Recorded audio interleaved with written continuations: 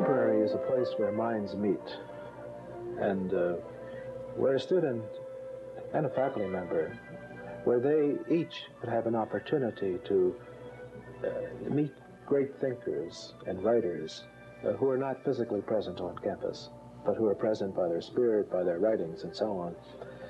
And so a library should be a place where our students would have their imaginations opened up by the great people of the world. And that's very much in the Jesuit tradition. Alumni Memorial Library was built in 1959 to serve a relatively small student body. The library was an important part of the educational process at the university, but by the early 1970s, enrollment was growing at breakneck speed. The school became co-ed, and as the years passed, the student body doubled, and the university began to achieve national recognition for its academic excellence. The library's useful life was extended by selective weeding, conversion of printed material to microfilm, and installation of compact shelving, but eventually the library had reached its limit. Expansion of the library was discussed, but several major drawbacks meant the only option was to build a new facility. So in August of 1988, a committee was formed to examine the details of such a venture, and by the following August, plans were finalized and fundraising had begun. We began the second Cornerstone campaign to meet desperate needs for classrooms, laboratories, scholarships, and recreation space.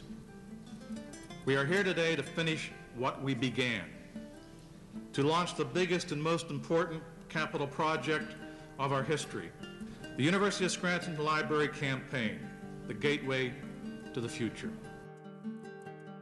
The library is the essential, non-human element which contributes to our meaning. It touches the arts as well as business and the sciences. It focuses both faculty and students on the intellectual aspect of university life. It keeps us in touch with the knowledge of the past and with what is happening today, and therefore it allows us intelligently to form the future.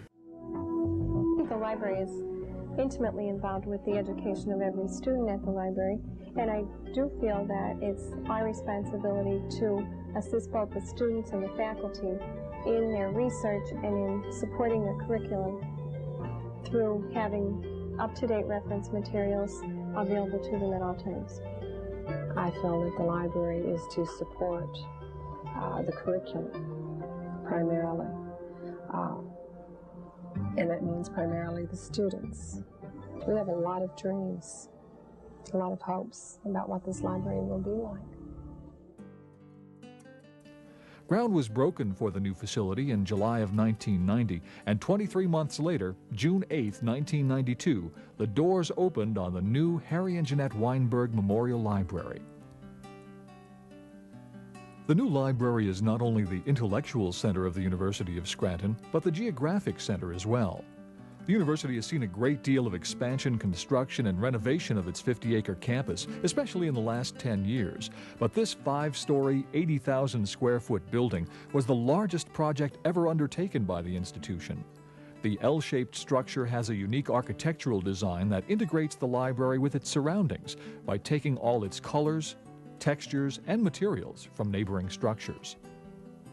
The South Teaching and Administrative Wing is reminiscent of the Scranton Estate with its light gray cast stone panels and limestone-colored cornices. The North Wing, which houses the stacked shelving and study spaces, mirrors the traditional orange iron spot brick found on most university buildings. Scranton West Mountain stone is used to form one side of the landscaped plaza, joining it seamlessly to the existing retaining wall of the Gunster Memorial Student Center. But perhaps the most prominent feature is the semicircular, 2-story, glass-walled Prodeo et Universitate room. The idea of a drum shape, a round shape, seemed to occur fairly early on in the design. It is a 2-story round glass room, and at night it does function as a beacon on the campus. It truly lights up the entire area all around it. It is not simply bricks and mortar or beautiful designs and paintings that a library is all about. It is about learning. It is about touching the world beyond Scranton. It is about touching the greatest minds and even the lesser struggling ones that are manifestations of God's glory in our world. Without first-rate libraries, we could not build the future on the past and the present, and the process of education and discovery would erode and diminish. Thus, today, we celebrate more than just a new building and its impressive architecture, but we also celebrate a place, the heart of our campus, where ideas, and especially the sharing of ideas, are encouraged to grow and flourish. On behalf of the University Library and the library staff, we invite you to visit our wonderful new facility with its many places of inspiration, warmth, comfort, and reassurance. And we encourage you to return often to use our gateway to the future. 20 years ago, on September 25th, 1992, I had the great privilege to participate in the dedication of the Weinberg Memorial Library. 20 years later, the Weinberg is still a living and dynamic environment, serving our faculty, students, and all of northeastern Pennsylvania. A milestone anniversary is a wonderful opportunity to reflect on the past and to set goals for our future. We have a rich history here at the Weinberg Memorial Library and many accomplishments over those 20 years. So let me talk about a few of those accomplishments. First, an enormous growth of our collections, print, electronic, special collections, and our media collections. An enormous growth of our services and resources. A growth of our staff, a growth of our collaboration and partnering with our faculty and our students.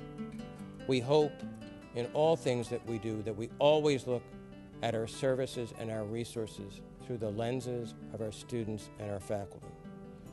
We've also seen an enormous growth of our infrastructure, a new 24-hour space, new group study rooms, a Java City coffee bar that many of our students over the years, including student government, asked us to consider adding to the library. Remodeling of our second floor, which we just completed over the summer. Growth of our emerging technologies, and establishment of our Friends of the Library group in 1992.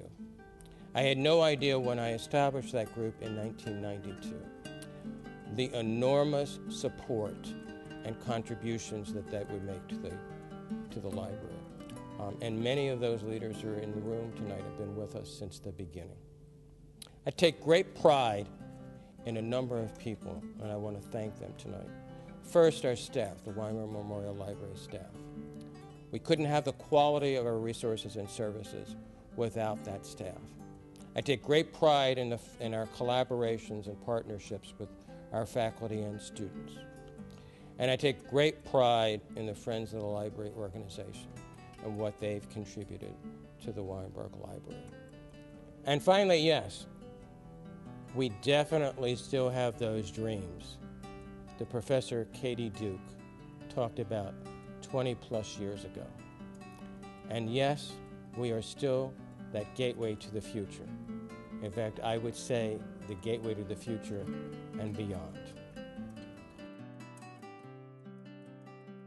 My friends, it's hard to believe that the Weinberg Memorial Library is 20 years old. 18 months ago, when I was transitioning to my new job as the president of the university, the library was one of the first buildings I visited. For me, a library is both a symbol of what goes on at a university and the reality of the learning experience.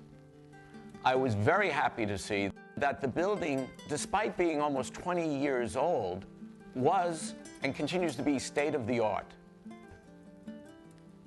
This provides us a great opportunity here on campus to celebrate this great institution and to celebrate the entire campus, the University of Scranton. It provides us an opportunity to look back with pride and to look forward to the great promise that our university has. So on behalf of the entire university community, I want to congratulate Dean Charles Kratz and his entire staff for the great job they do at the library.